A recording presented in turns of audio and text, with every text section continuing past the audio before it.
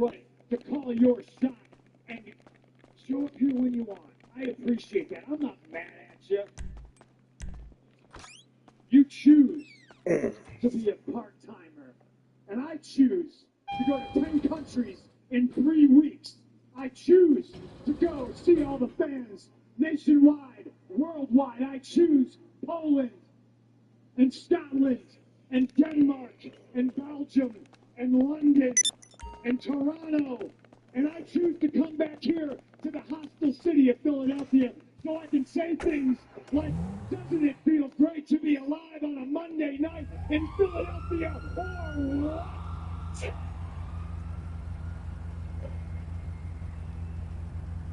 I choose to be a fighting champion, just like I chose to bring you into this company along with the rest of the Shield, and you chose to follow in my footsteps. And I'm here to tell you, Tribal Chief, you learn from the best. I'm proud of you. But you got a decision to make. There's 2 mountains to climb in front of you. And yeah, one is the easy way out, because one is a guy that you think you can beat, and the other one's a guy that you know on your best day you can't touch because he's the best in the world. Alrighty, yeah. It was today that a beast was born. One door, if you so choose to go. It was today that a beast. What? Today is your birthday? Yeah? It's today your birthday. And you can step through door number 2, and you can go after the man that has made this title and has held it down in your absence as the heavyweight champion of the world. Well, happy birthday, Beast.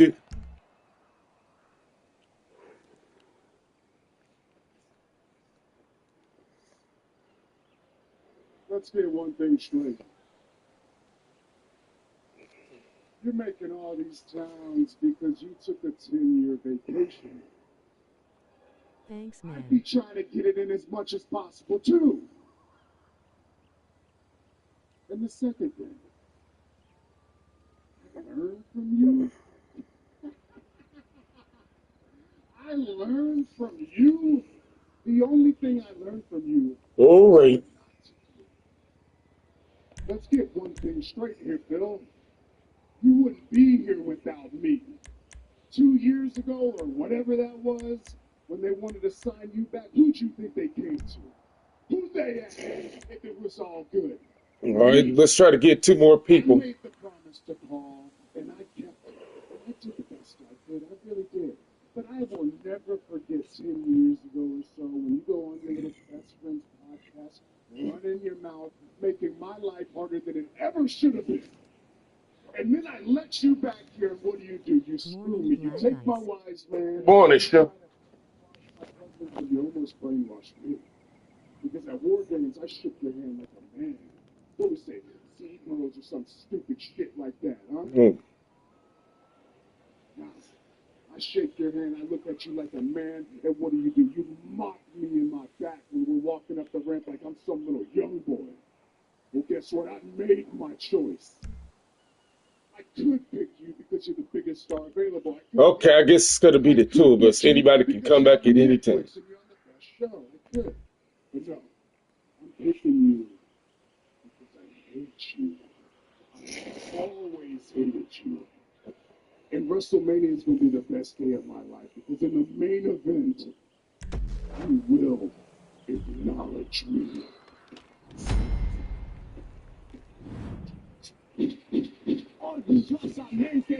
Ready? Worldwide Latino pride, the ambassadors of violence, LAX, K-Dot, the notorious 187.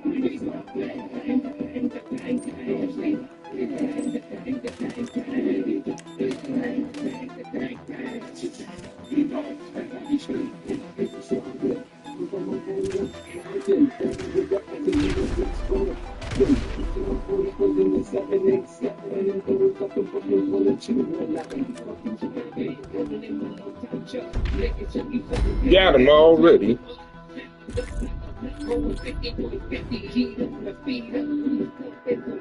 Welcome to K100 with Kona and Disco.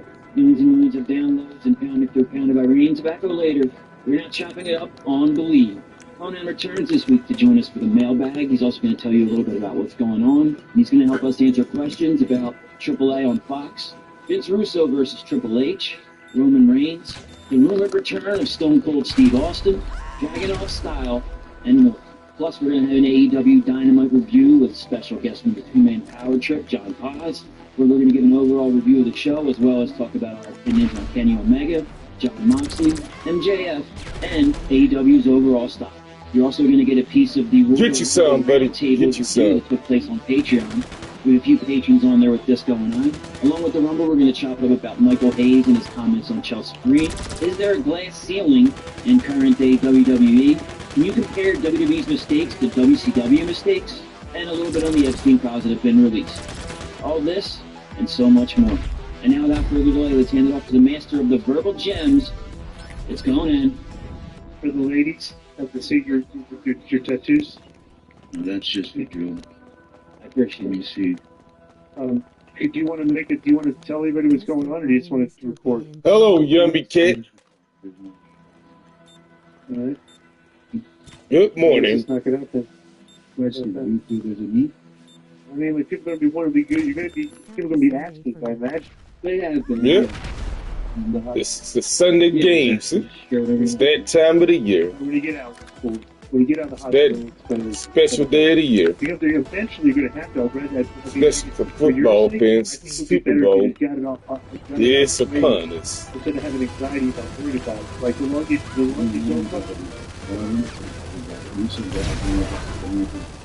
No, but the second they're going to be asking. At some point, you're going to I tell was in the hospital. Then they were, they're trying to get there's no circulation in my foot, and they had to, and they're trying to do this operation to get circulation into my foot. That's all I really need to say at this point. Yeah. Can I just go over one quick thing? Sure. I was very amazed now. I thought Joe had seen it, but he hadn't. But you told me you did. I was very amazed at the Skywalker, the guy Yes. that did the thing in Taipei. And I didn't even watch the whole thing. I would watch clips, and I would get uncomfortable watching the clips. I had to look away, and I couldn't watch. Right.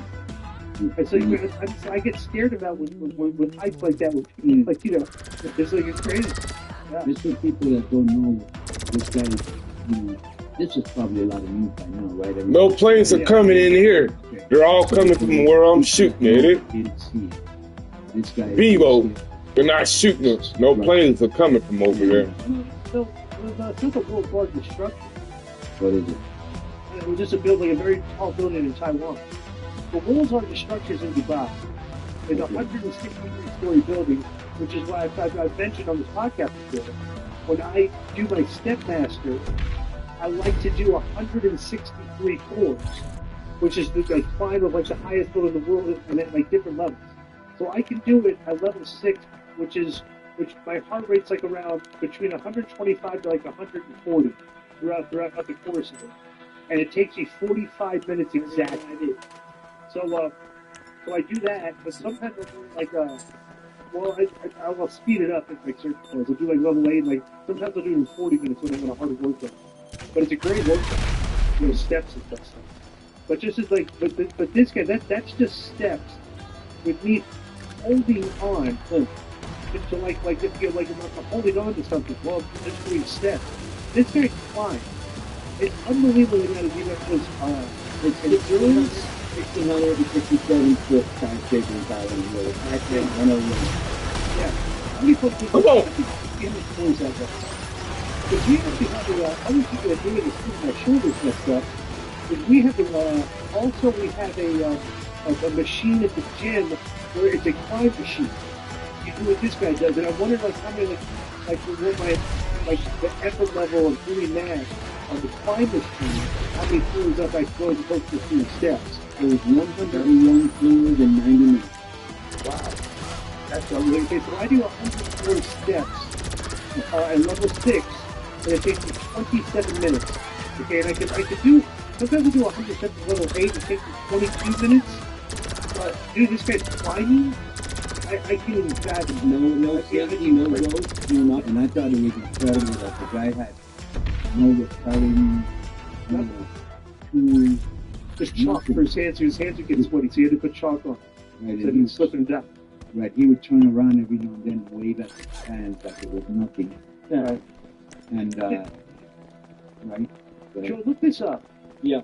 Because people online were talking about how this was just not even close to like the most dangerous thing he's done. Like he's done far more dangerous stuff than this. Is just like like his fans were like, well, this would be easy. You know, I'm like, really? The best part is so it was just amazing that this guy, all he had was like a little bag on his waist and chalk.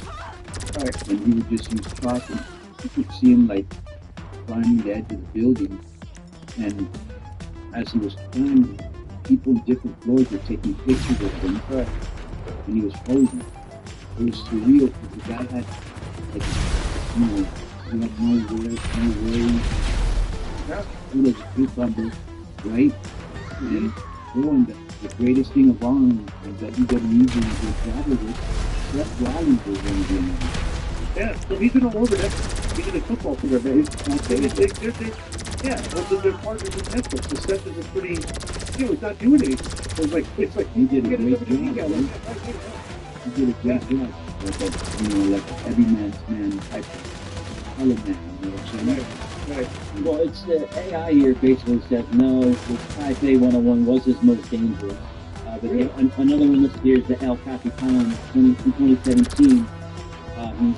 He ascended a 3,000-foot rock face and ascended. No rope. Yeah, because to me, the rock face would be. And then he set a speed way record on it harder. too, yeah. Because look, the rocks is like not a structure. Like the building is a structure, definable, like things you can grab. But like a rock, you have to literally like find spots to climb. I don't know. I think it's crazy, man. I have anxiety just watching it. I could never do that. I couldn't believe what I was seeing. I can't believe they let the guy do that. To me, the fascinating thing is what if he falls? Yeah, People watch a death on live TV. You know, it's like crazy. You know. And I get anxious like that too. Yeah, I see someone like, you know, they'll film it and they're running the ledge and they'll jump to the next building and stuff like that. When you look down and see the height, I get anxious. Yeah. Like when I'm in Vegas, if I'm in a hotel and it's a glass window, Yeah. and like and it's really high up, I get very nervous getting close to the glass window. I can do that. I just sometimes those videos. It's for some reason just anxiety overwhelms me when that happens. I don't know what they did, you know. Yeah, right. Yeah. All right, so let's get to the mail. So next is so last week's Big Bob and Black Penny Georgia. Yeah, he's very excited to hear Conan's opinion on this. He made sure. Before we start that, I just want to say this. I know this one, I know this goes on. Okay? Maybe if you really think it's you really Yeah. Maybe we can do it. Take your time, do it right. Do it tonight. Yes. I know, but I'm not SOS. The secret is out. With millions of younger-looking customers across the country, Plexiderm is one of the most highly sought-after products on the market. It visibly shrinks under eye bags and smooths out crow's feet in minutes, and the effects last up to 10 hours. Influencers love it, magazines feature it, and people just can't get enough of it. As a matter of fact, Elle magazine gave it an Editor's Choice Award as Best Instant Wrinkle Filler for 2020. Oh, it's one of those girls who said it. Shit, and I got hit. Reduces the appearance of fine lines, wrinkles, and those dreaded under-eye bags. In-time app. What is it? Tickets. It's panoramic view from stress from work in minutes, so you can stay. Let's see, ready for the Patreon mailbag. Oh, so okay, so Tony, we saved some mail. Last week you were not here. You too, yummy kid. So we're going to do some resubmissions of the questions that people had last week. You ready for the questions for last week? Yeah. The topic of AAA's new show on Fox, Tony, and how much control do you have the overall presentation of the new Fox show?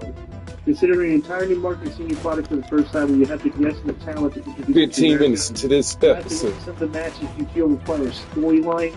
There seem to be a lot of multi-man matches in Mexican wrestling, but these also require storylines for the most action-based. When you have on the team, again, you have a bigger chance. Yeah, I bet it's getting in the knees and so, yep. What was the? I'm sorry. What was the question?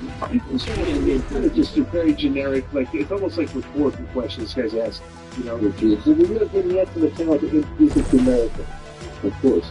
Right. Okay, and after what percent of matches still require a story? Come on, Bebo, you got him.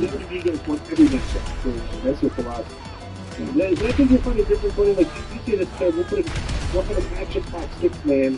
Doesn't really need a storyline, but these guys are going to say we kind of want storyline. Yeah. And that's what they do. Like Mr. Guano will have his thing with the girl. Like you'll have it like there'll be a little storyline in there, right? Yeah, sure. Right? Yeah, he's got a storyline. Right. Yeah. All right. So next is from the Matthew Mason from the Florida Philly podcast. That's his last time. Hi, fellas. Double potential retirement this year. The Conan or Disco note going into their last match. No, I didn't. I let you do. Got him. Just give us more, sure. Good. It's a better person on foot. Coming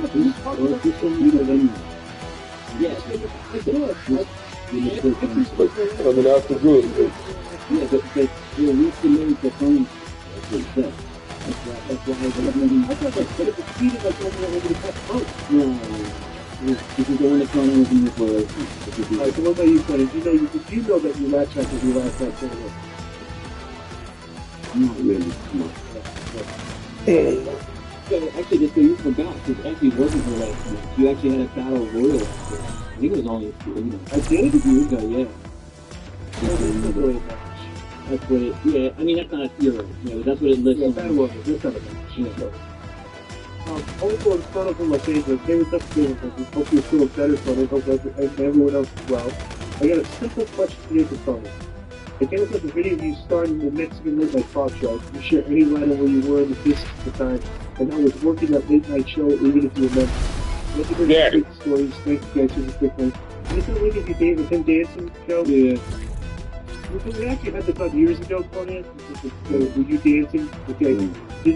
So the question is, where in the business at the time? How many years in the business were you when you did that? You see. Maybe 4 years. Yeah, and you were super old.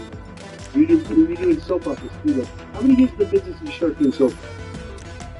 Maybe 4 years. Yeah, so that was right. So you're becoming a mainstream star. Everyone is decent, huh? Excuse me? Everyone is decent. Amelia Garfield moved to Marshall Rivers in Chicago. P.S.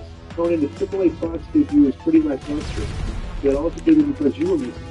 Plus, what's just having one live episode taken two? Kind of strange, don't you think? What say you? So they put the Fox, this guy thought the Fox debut was lackluster.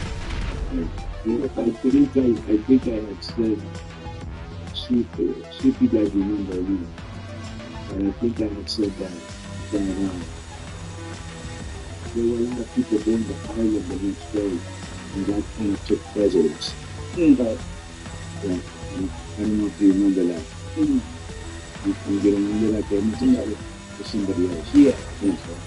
So the next day, as a matter of fact, Rey Mysterio, who was on that show, they were deciding whether he went to Ireland or he went to Mexico, and they ended up sending him to Mexico, but then somehow they found a flight that he could make it to Ireland, and so he had to do both. Dude, one line taken two is a very special. AEW does it, WWE does it, WWE Nitro does it. They taking episodes. Why do you say things on its screen? Yeah, I don't know why he starts. He's kind of being explained. They're going on for 30 years.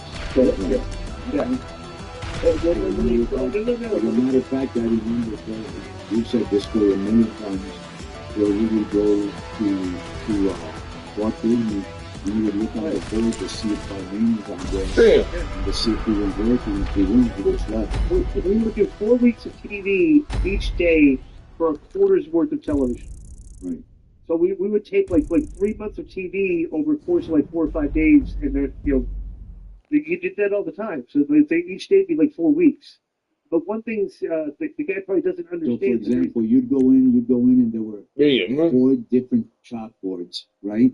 Right. And you would see if you were in any of those chalkboards. And then you go home if you want. And if let's say you weren't on any, you just went home, you know? Yeah. So But there'd always be like. if you were on the, let's say on the 3rd show, you hung around or you did something to the 3rd show started. Yeah.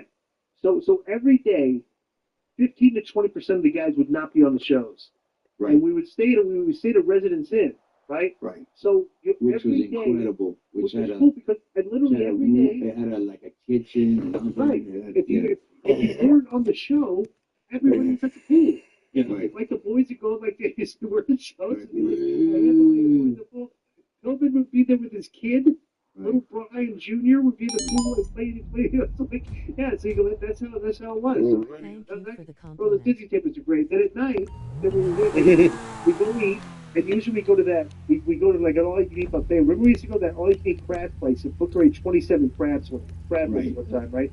So you go That's eat like a making me huge meal, hungry and then here. that night we would go to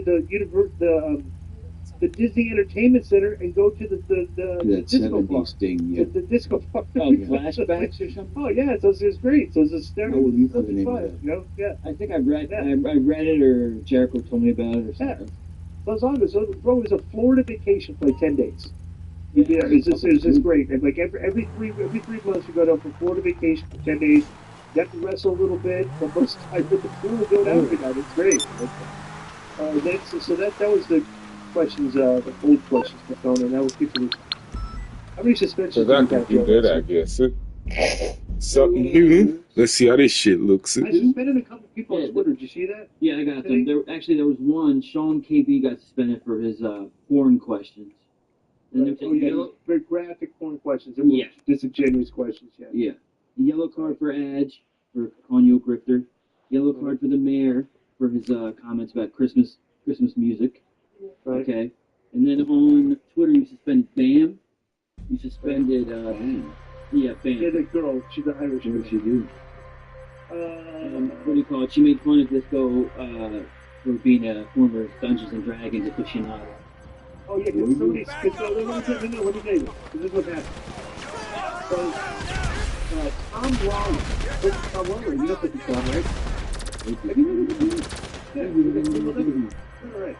So he tweeted, "Hey, let's face it, everybody in wrestling podcast, all the wrestling podcasts are repeats." So I tweeted said, "Hey now." You're like, what the fuck? Wait a minute.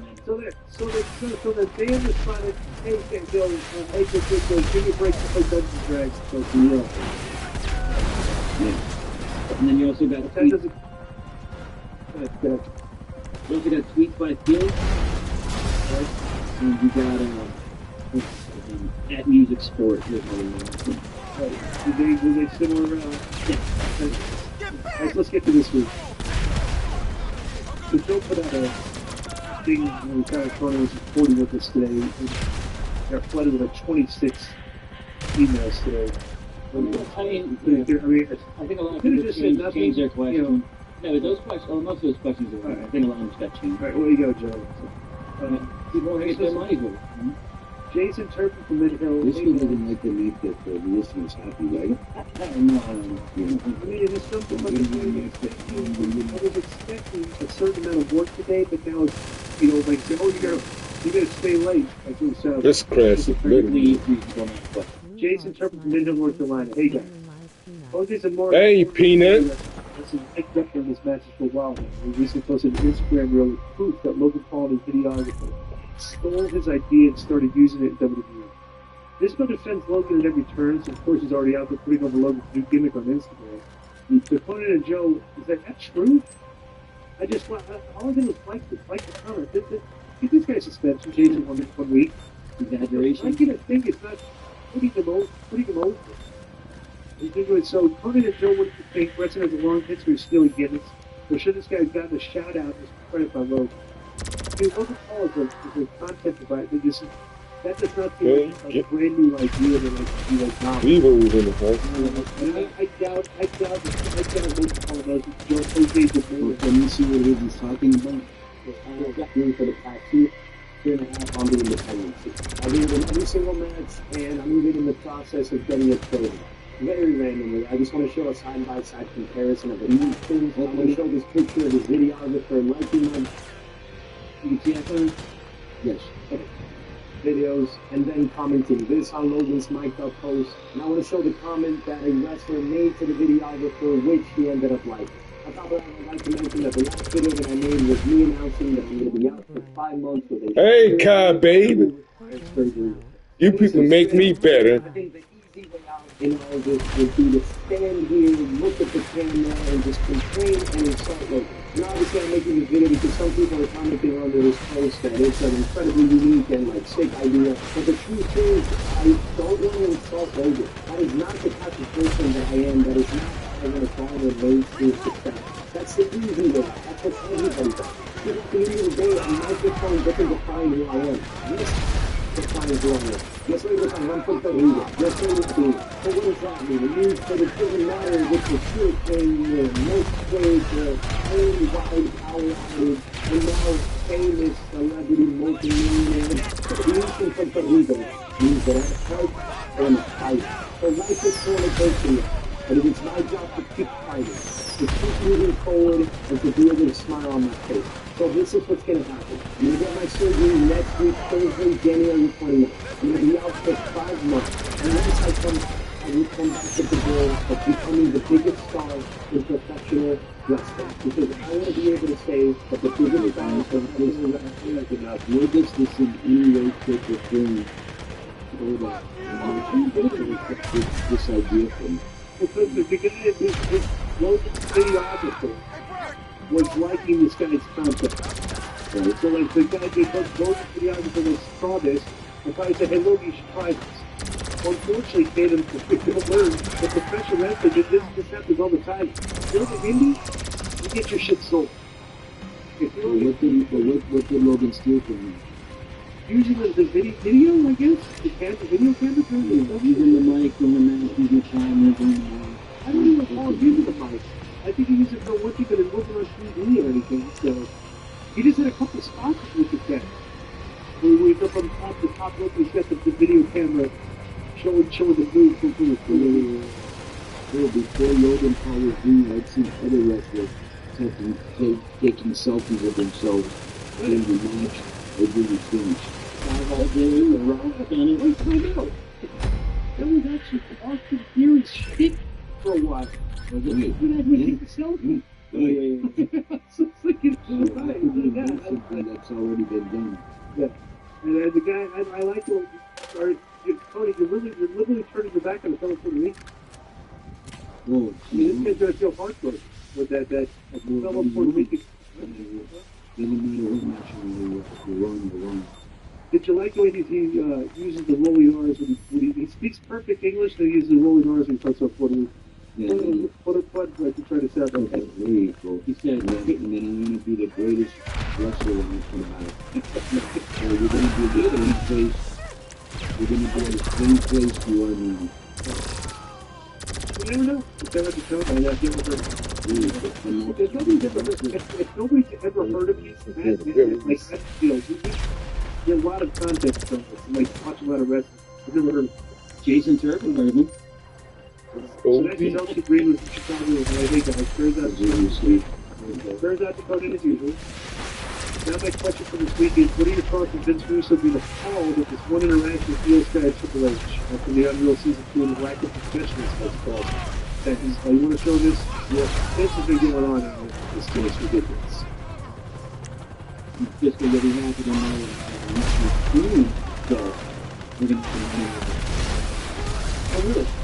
How much it cost you? Like $8 a month or something like that? Is it really? No, What's it that Triple H's dealing with Io Sky was just Stems compensation. WWE Unreal episode involving WWE Chief Content Officer Triple H and wrestler Io Sky, in which Io Sky, whose emotional runs up and jumps into Triple H's arms backstage. However, this moment has been dubbed inappropriate by former WWE writer Vince Russo, calling the interaction inappropriate behavior and saying that it crossed professional boundaries. Russo argued that in his decades of experience in the wrestling locker rooms across WWE, WCW, TNA, and many other promotions, including the one that he's in now, which is JCW, he's never seen a similar moment where talent celebrated with a top exec in that manner. To him, the sight of a female performer jumping into a boss's arms and straddling him, well, as he described, sends a wrong message about workplace conduct. As many know, Triple H is seen as more of a father figure to many of the WWE superstars, and this would just be like a daughter hugging her father. People looking way too much into it, or look is actually inappropriate. What do you guys think? Next up, an AEW. Let me get your take on that. Just for starters. Let me tell you what I said. What's the exact question? Was it appropriate for Io Sky to jump into Triple H's arms and wrap her legs around? I think that it was a genuine emotion. Right. Okay, now my take is, number one, that's her thing idea. I guess she did the Rhea, like when she hugs somebody, that's what she does. She jumps up in your arms and wraps her legs around your hug, right? So my question is, what's he supposed to do there? Like literally like peel around and fall on the floor? Like it's like number one. Number two, nobody. So I see this like this was everybody. This is the thing where the people at WWE obviously are not complaining about it. They literally aired it. Yes. So it obviously was like it is like a retail early, and there's nobody there with the defense side. Here's this be the defense to kill everybody and tell you really that they're supposed to be a thing. So like there's nobody defended by it. He was a video on it. And how inappropriate it is because he hates Triple H and he's going after Triple H. There's nobody there to complain about it. I don't want to hear people complain. He said something with the interpersonal things that are true. Well, how many interpersonal things have you done? What's he supposed to do? She jumped up into his arms. Did he catch her and hug her, or did he throw her? What are you supposed to do, you know? Nobody wants to. He thinks that people there are probably, I guess it makes sense that it's, like, people there are filled but don't want to say anything. And like, if that's true, there's no way they would air that. They literally air that on their content. I mean, like, what do you think, Joe? I don't think it's not inappropriate. It's just exactly like you said, genuine emotion and celebration in the backstage area. It's a sports environment, even though it's not technically a sport. You know what I mean? What would you say if Punk walked back and slapped the bitch on the answer? So I mean, just a celebratory gesture. You know, it wasn't inappropriate. It was offensive. Nothing like that. Right. So this is the next on Neil Garfield, leader of the Mark World Order from Chicago. The subject is Roman versus Cody political battle. You got the video here, Tom? Yep. Play this first. Is this a Billy video? Let's get this video reported in the Dirty Sheets. It says Ango PW. Hey. Because Billy does get a lot of information backstage from. Right? And yeah, that's between Triple H and Roman Reigns, and we're going to talk about it. I'm going to break it down in entirety. Now, Slice Wrestling is a website that has rocked wrestling news before with a pretty decent accuracy rate. Take this with a grain of salt. But apparently, the new report suggests that Roman Reigns wants Cody Rhodes at WrestleMania 42. Apparently, he's been working with The Rock and Earl Emanuel and some of the top guys at TKO. And TKO is actually kind of busting the company to kick Triple H, kick the guys with Cody, and do it for the players. Essentially, Roman Reigns is going to Oh! Knocked me out of my shoes. And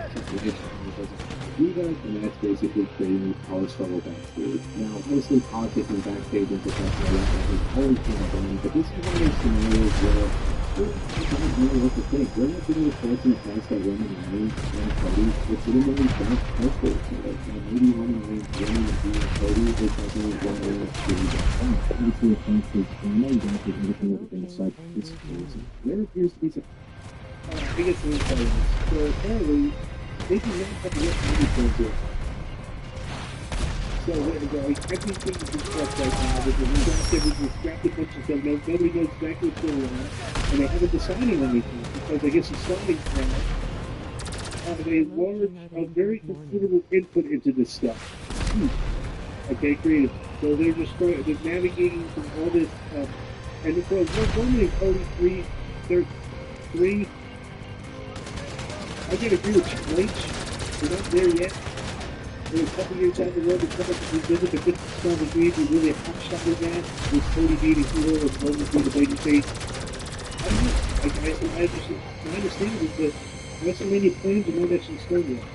And we're going to see what happens, I guess, this week. See what happens with the Rumble. But I'm going to be surprised if people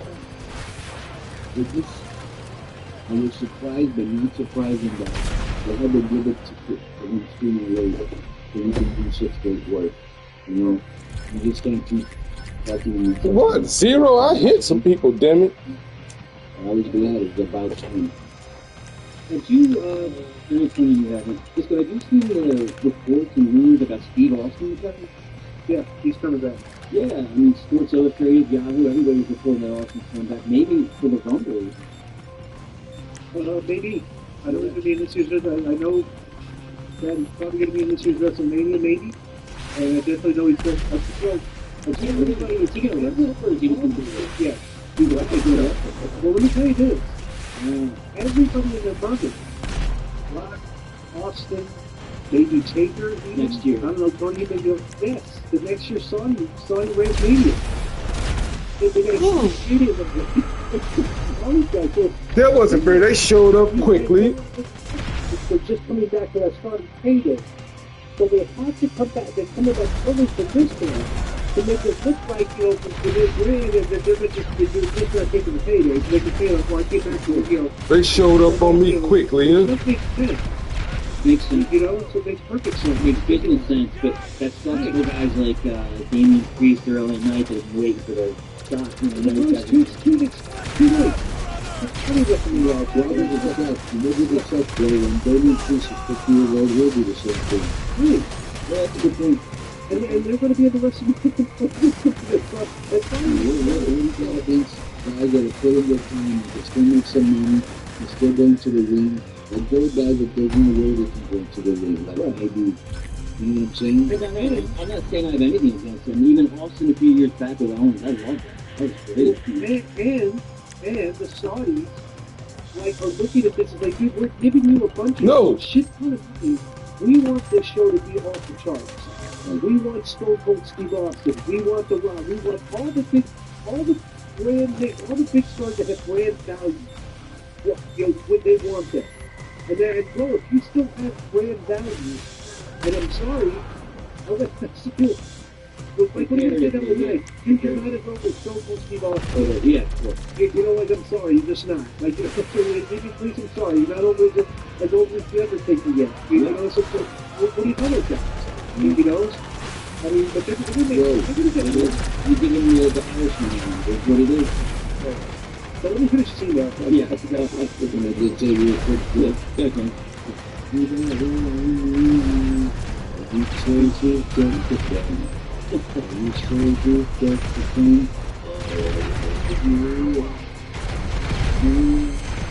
It's being reported in the Dirty Sheet that Roman and Triple H are fighting with Brady plans for WrestleMania 42, and Roman has 30% deal being the cleanest super mega baby face. Triple H obviously doesn't want to go more baby face turn heel, so he goes to turn that way. Imagine The Rock is one of the TKO. My question is, who would be turning heel? Cody. Cody the preview? No, Triple H is not a Cody preview. You don't hit top baby. Exactly what Roman does is Roman does, but Roman is trying his new deal is because that's starting with the printing. I don't believe it. He doesn't have any of the print. It's a big part of the What do you think is happening, Jim? I just think this is all bullshit. That it doesn't. It just.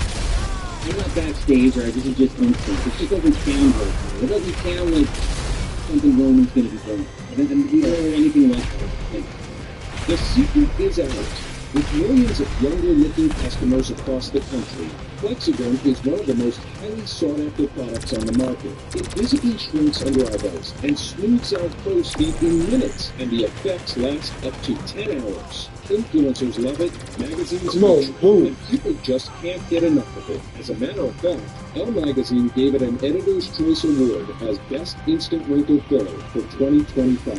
In as little as 10 minutes, Plexiderm reduces the appearance of fine lines, wrinkles, and those dreaded under eyebrows. So yes, you can look years younger in minutes, and the effects last for hours. No surgery, no gimmicks, just results. The best news, you at shopify.com/Westwood1, all lowercase. Go to shopify.com/Westwood1 to upgrade your selling today. Shopify.com/Westwood1. Look at him, eating whatever he wants, never gaining a pound. While I'm stuck with the boring special and can't lose an ounce. As the lunch man, amazing. Yours? So good. Cool, buddy. Weight loss isn't fair, but Mochi Hot is. The affordable GLP-1 fillers that can fix your frustration with food sugar. Definitely. And your friends. Learn more at joinmochi.com. Mochi members have access to licensed physicians and nutritionists. Results may vary. Hey, this is Nick Otis, a favorite GM, former world champion, and turned to play 100 of cycling and predation. A few years ago, I started Legacy Sports Nutrition to sell high-quality supplements made in the USA to people like me and hopefully people like you. Since we launched, code K100 is the most used promo code at LegacyShop.com. It's all customers for listeners of this show to intelligent people who care about their health and performance with their sellers like testosterone, testosterone booster, and other recovery TMC products. I use these products myself and so does my wife, Hall of Fame Mickey Jones, as well as a bunch of your favorite wrestlers. Buy our stuff now at LegacyShop.com, at LegacyShopPPS.com, and use code K100 for 10% off and to support this podcast. It's PS when you're wishing you the best on in the Speedy Cubs discovery. Honestly, when you're not in the pod, it's a brutal listen. Not even this game. This is demonstrating. Actually, Yellow Card. What do you mean? Yellow Card. I think he was talking about you. It's doing this Friday, yeah. But other than that. Hey! That fuck that happened to me. That's bullshit. If you listen back to any of our short content, that is a good guess. The Big Bob Benson podcast is doing this week. Trick Williams was recently on friend of the show, O'Shea. I spelled it phonetically from the Jackson show. He spelled it O-S-H-A-Y phonetically, like, what's that? Right. What's that insinuation? Yeah, you didn't know if you put... Well, like you black it up, like, oh, right, yeah, it's something studied for a week now. So you just call him O'Shea? Right, yeah. No Contest podcast. Other Trick Williams from the floor with Bright Focus Dragon. Trick Williams was great to take those on his play with Dragon. I put him so hard, he was suffering blinding eye in one eye, and his reckless chops. He said this? It hurt. Trick talking about Dragon. No trick. Yeah, and it was so hard he was temporarily blind in one eye, his reckless chops, that I personally think it was like 60 chops, and apparently really hurt, caught him in the face. Also, this past SmackDown match Dragon up, it looked like Noah took a defensive elbow and just slapped on the top rope. It looked like he said the seat full time. You guys notice this? Also, that driver Dragon out, you know, was pulling his cup up with a bad can't stick to the neck. I look at Get Dragon out. He's hazardous in wrestling, his work is kind of sloppy. The trick is a bonafide star, and the highlight of the listening to the Polo Shea Trick interview, the Trick is a great storyteller, and it's both a great Scott Hall, he oozes charisma. Here's the video in the 20-30 mark. Trick is talking about that Spanish Dragon. What do you guys think? Do you think Tony would rather take a thing from Dragon or Selma Hayek? Also, what do you think about Nick Piccolo's accusations with Tony Khan personally sabotaging Nick's career? Or he tried to. So that's the He left, he slept to get... Yeah, but the idea was that Tony Khan was trying to get that agency to fire him, right? Yeah, but if they fire the guy, when an agency fires somebody, they don't let you keep the content, your clients. Of course. Right. So, but this is all previous. So the Nico Piccolo thing, like, he's got receipts, so. Yeah. Okay. Yes, sir. When you told this one how to spell his story. Yes, that is O-apostrophe-S-H-E-A. Yes. This is good to do in the video, yeah. Right. So, play the clips. Careful, man. Get this talk about it. I see the comments like, man, Brett, not long. We was right on that good. We still something. Okay, take cover, take cover. I remember one time, William just kicked me in the face. Take yourself, kid. He took me again. And my vision is turned off. Like TV thing. And my right vision turned off. Same shit. Kick me again. My vision stepped up on me. Just like that. Okay, What the fuck? I think that check at me. And I finally understood. Like, oh, this is where we're going. Let's go. We in another part of the match. He's chopping. This is another match. So this is where he's got in my bed. He's chopping. He's stuff down there. Check. Hurting. Bleeding. And he missed it. Chopping me in half. The fury that went through my bones at that moment. Straight on. So when you talk so, you know, we need that. Like a mother attitude is Lord, please hold the speed. This is good.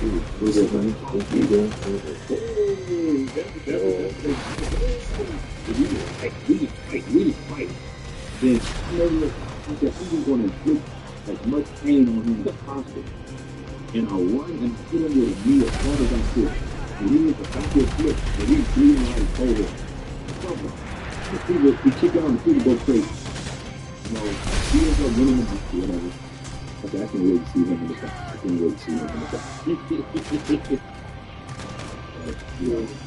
not the idea. That's who he is. Alright, introduction. Yeah, I'm gonna make a statement here. Yeah, Trankoff isn't a good worker. He's very physical, the way bro, let me tell you, you're really a mid-party to your own. If you don't want to work with the top guys, they don't want to get beat up out there. The top guys don't play that shit. This guy's gonna be a mid-parter. You know, he doesn't take care of himself either. He's nothing with a knee brace on, he's still thinking he's crazy, but I mean, the guy like, needs to understand, especially once your opponent make it look as real as possible, not beat the piss out of each other out there like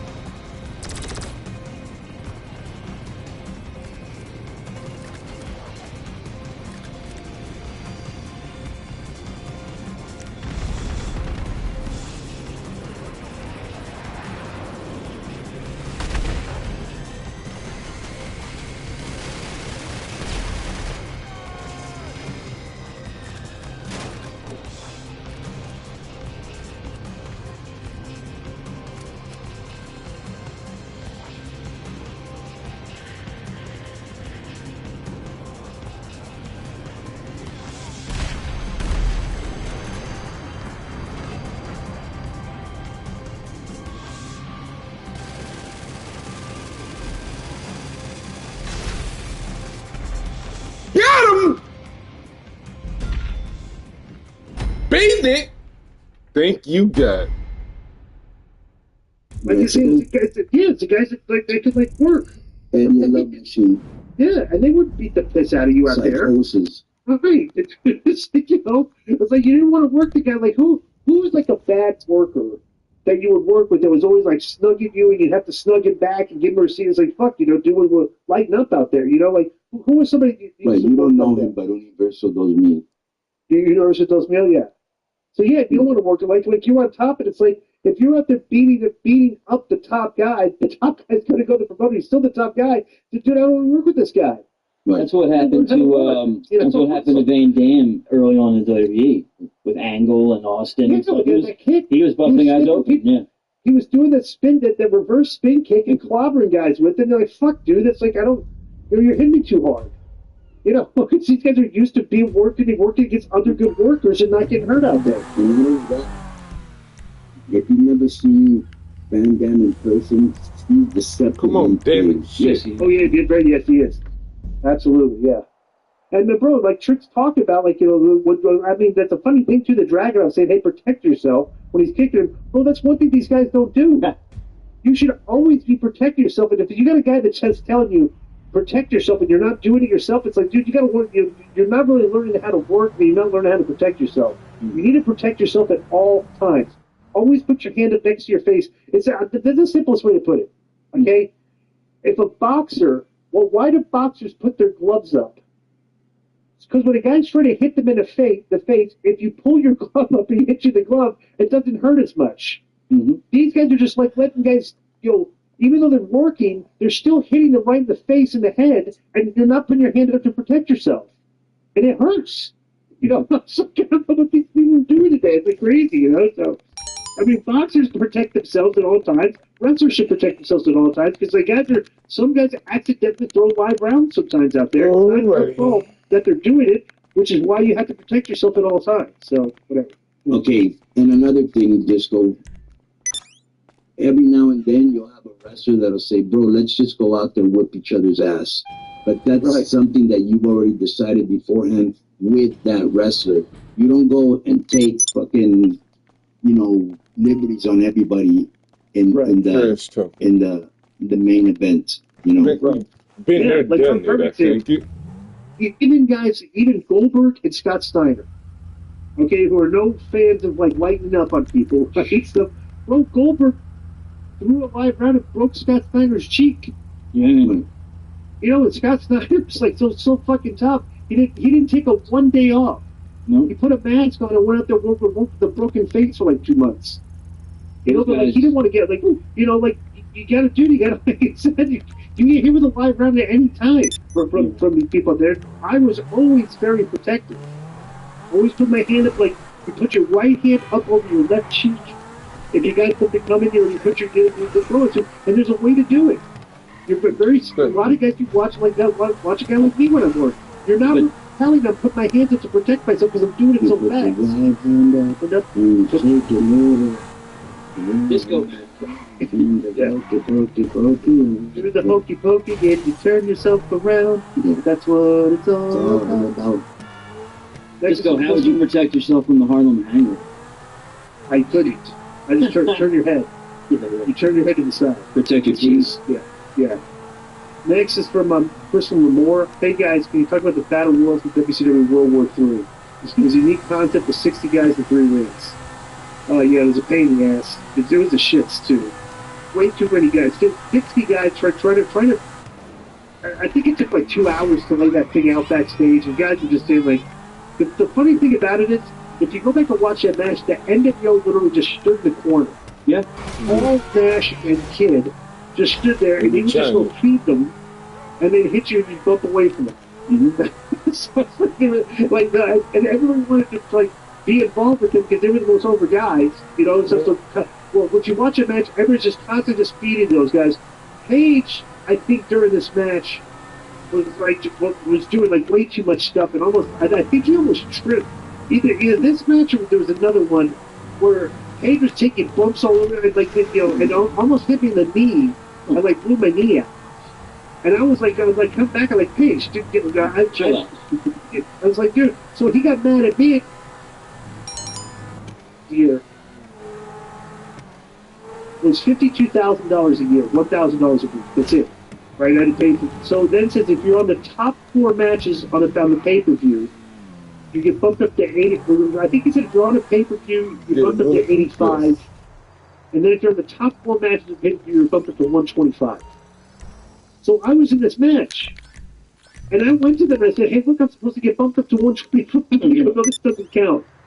But I didn't have a lawyer or anything. They couldn't fight her. So they kept me at 85 first. Next is from Matthew Trevino, the Filthy Animal Bum. That's what he self-professed Filthy Animal Bum. That's what he calls himself here. Subject is football games. I kept to keep it short. At the AC Championship, Mark Madden posted that all games should be played indoors. Do you agree? The one I like in the game to be played in the elements. What say you? And thanks as always. That's Matt. P.S. As for the younger listeners, do you favor watch Police Academy 1 through 4 at least, and 5 to 7 if you're a completionist? Police Academy was funny, actually. So you don't have to watch all this stuff. No, I actually like the weather element. It's like video games when you reach. Let's rope some Moody. Some serious ass. You know what I'm saying? 17, and level 18 is the first round of playoffs. Level 19 is the second round of playoffs. Level 20 is the third round. And now all these weather issues come up. You have to in the gameplay. I'm a fan of it. I think it's both teams have to play in the adverse conditions. So I would disagree with Mark Madden. I would disagree also. What's your take from it? I would disagree. Right. Next is from Randy from Fair Oaks, California. Subject is reverse TDS. Hey guys, I'm mostly in the middle politically, but with side of the right of most issues. And while many on the left have Trump deranged syndrome, it seems to me that some of the right have the same in reverse, where they blindly follow and agree with everything Trump says it does. They're just as delusional as the left, and I couldn't imagine buying merchandise for a politician. What do you guys think is a reverse Trump deranged syndrome? That's some Randy aspects. There absolutely is. Yeah, for sure. I mean, Laura Loomer's a reverse Trump deranged syndrome. 72, 68, 83. There's a lot of people that blindly just, they love Trump. That's their guy. It's weird. He's a mercurial figure, in politics. He's he's not like a politician. He's just like a guy that people are fans of. He's a gimmick. He always has the suit with the red tie on. It's like everybody you see him, he's dressed like that. He's a character. I'm kind of getting in the fed up mode, actually. Right? It's because stuff like Ilhan Omar, there's so much evidence that she's. Well, real quick. The only thing you'll hear is Trump go, man, someone should do an investigation into her. And you're like, then who's going to hear the president, direct someone to investigate? There's too much of that. How do you know they're not doing investigations? No, they are. It started during the Biden administration. Well, we'll see. We'll see what happens. So, But there are different stuff like this stuff. I'd like to see some more action. Conan, do you think there's people with reverse Trump deranged syndrome? Yes, there is. I think, at the end of the day, bro, it's like, it's like any other polarizing figure. There's people that hate him, people that like him, people that get triggered by him, people that don't. Really, derangement syndrome is another word for trigger to me. One of the worst parts about him getting back in the office is the fact that we're back in a place where you can't have a political discussion with a Trump lover or a Trump hater, because they're going to side with him or they're going to hate what he does. And it doesn't matter the intricacies of the whatever it is. Like if Biden or Harris or whatever had done that Venezuelan move, I bet you a lot more people would have been happy with it. But since Trump was behind it, it's terrible. Well, the worst thing is that it's become that now that the left-wing media is tuned up again to just really go after him on everything. Yeah, it's like a real. People like this. I'm sorry. It's I know people think I'm callous like this, but the recent shooting with the guy that got shot in the ice thing, right? So the media, if you listen, listen, I get this from people. You can go look at Facebook. If you ask them what happened, the narrative is that Hitler's Gestapo assassinated a nurse in the middle of the street, right? When I watch it, I'm like, okay, I don't give a shit the guy's a nurse. All I care about is what are the fact patterns here that where somebody, once again, this happens in all these killings from law enforcement. What happened here? What is the exact fact pattern that happened? That a guy, once again, was not complying with law enforcement, and it rose to the level where there was a shooting and the guy was harmed. What facts led up to that? I could give a shit that the guy was a nurse. That's irrelevant. That's, you know, so what happened there that rose to where they pulled out a weapon and shot the guy? I just want to know what the police told for. That's it. But the narrative is, we got to get rid of ICE now. They're the Gestapo. This is Nazi Germany. It's just like, no, it's not. A guy was confronted by police and didn't comply again. And everybody just the news never reports from that angle. Never. Every police shooting is always racism. So it's like, no. So this is somebody that's not complying with law enforcement. All right. Look, I won that battle. I keep tweeting. I won this war. This can happen. If you don't, I am. Thank y'all for joining me. See y'all tomorrow. You know, so Monday night plays. Understand it. Enjoy the Super Bowl.